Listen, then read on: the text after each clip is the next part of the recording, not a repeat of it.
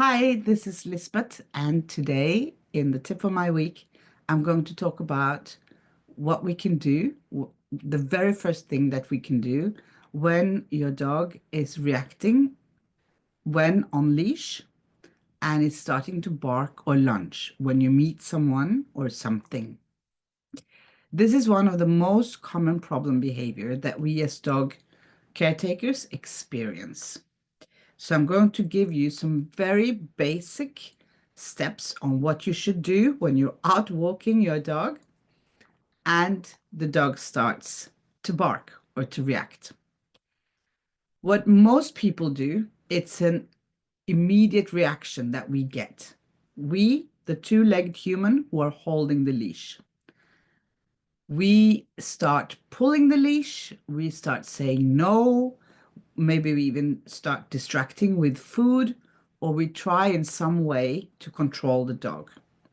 And these reactions are based on us panicking, or maybe we are just fearful of being judged by the people around. We are embarrassed, maybe, and very often the desire to fix the behavior very quickly.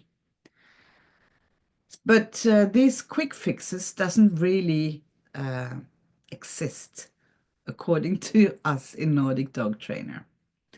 There are no such thing as quick fix in the way that you have a magic wand and you can just tell them a cue or a command and it will all stop and be forever good. No, we need to do a couple of things. First of all, we need to observe the dog. We need to know what made the dog react the way it is. Ask yourself, what just happened before my dog reacted? Where is my dog looking when it's reacting? What is my dog's body language telling me? Is it tense? How does the tail, ears, how does your dog's body look? And I'm pretty sure that most of you already know this because you experienced it quite a few times.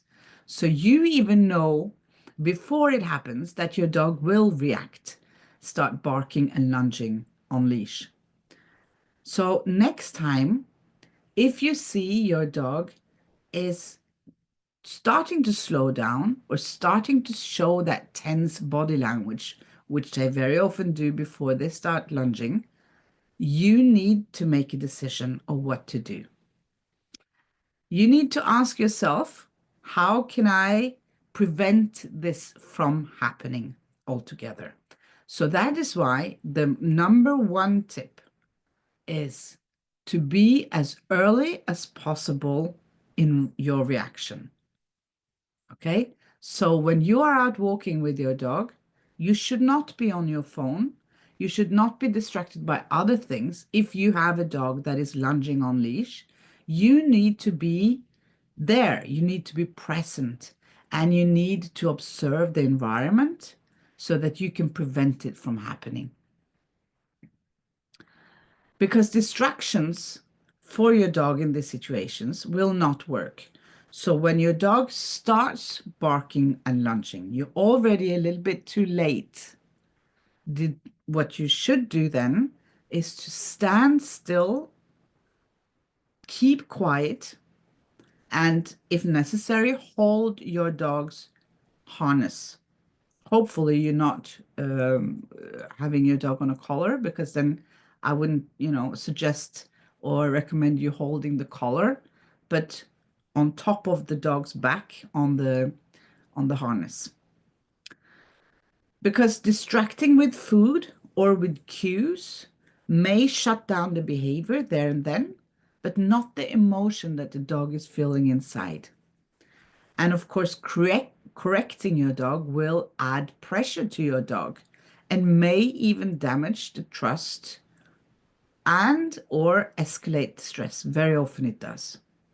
It definitely escalates the stress. So these approaches, they often lead to temporary silence. So that there and then it seems like it's working. Either if you're correcting the dog, which is a big no-no, of course, We're in 2025. We stopped doing that now. We know better. But if you're distracting with food or giving your dog a cue or command like sit or lay down or something like that, it's not changing anything of the feelings inside of the dog. It's just something that happens. Your dog has been trained to do these things in certain situations, but it's not getting rid of the real issue. It's not managing the behavior. So instead, next time, first of all, you are going to observe the environment and your dog. Your dog is very often going to be in front of you when you're walking the dog. So you've seen this before. When you see your dog is showing the slightest sign of starting to want to react to something, then you stay calm, you regulate your own energy, you breathe, you don't say anything, you use your eyes, not your assumptions. And then if you're early enough, you can curve, you can walk away from it. You cross the street or you make a big curve around whoever, whatever it is your dog is about to react on. So ask yourself, can I increase the space here? Can I gently move away from the situation without an attention? What can I do? And what can you learn from this moment for the next time? Very often we learn something. We learn that we were too close, that we didn't pay attention. And I'm going to give you a nice example of my own experiences. Stupid me walking 5 dogs on leash in a city center. It was late at night. So I was in my own world. I didn't really pay attention. And I rounded the corner of a building and I assumed that there were no other people walking their dogs that late at night. But of course, I was wrong. So when we turned the corner of the building, we went head on, straight on to another dog and the owner who was walking their dog. And it was just like, all the noise. My dogs were barking. Everyone was like a little bit shocked at what was happening. And I remember from then on that I should not walk so close to buildings and move, around the corners without knowing for sure that there's no one there. And the only way I can do that is to actually walk on the other opposite side of the street so I have more um, vision. I have the possibility to see more of the environment so that I can avoid this from happening. So next time your dog reacts, resist the urge to fix this fast. What we need to do is you have to collect the good ones. So, in other words, for your dog to learn a new behavior, to stop lunging at other dogs when you are walking on leash, you have to do a different thing. You have to learn the dog, teach the dog to use a different brain path in their brain. They are so used to what is happening, just like you are. You know exactly what's happening, and that's why you panic and you get, nervous, you get angry, you get frustrated, whatever happens, but you get a lot of feelings and you know what's going to happen next. The same thing with your dog.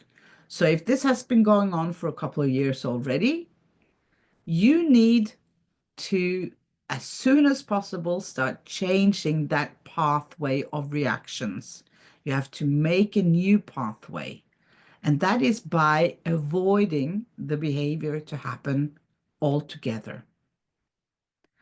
So if you have your successful walks will then be every time your dog is not reacting. And this is important because every time they react, they become better. They're becoming well trained at their way of reacting, the pattern of behavior, which is lunging. So we want to train them to have a new behavior, which is not lunging. So you have to avoid this from happening. And that is by keeping the distance enough, turning around, walking in different direction, cross the street, whatever it takes, just do something else so that it does not happen. Okay? I hope that this was helpful. Don't feel bad. A lot of people want to show us how their dogs are behaving when they're lunging. We don't need to see that. As dog trainers, that's our job. That's what we work with. We know how it looks. We know what they do. So we don't need to see that. On my courses, when I do this kind of courses, I don't want to see it at all. I want to see the opposite. I want to see lots of dog not reacting. That is a successful training session.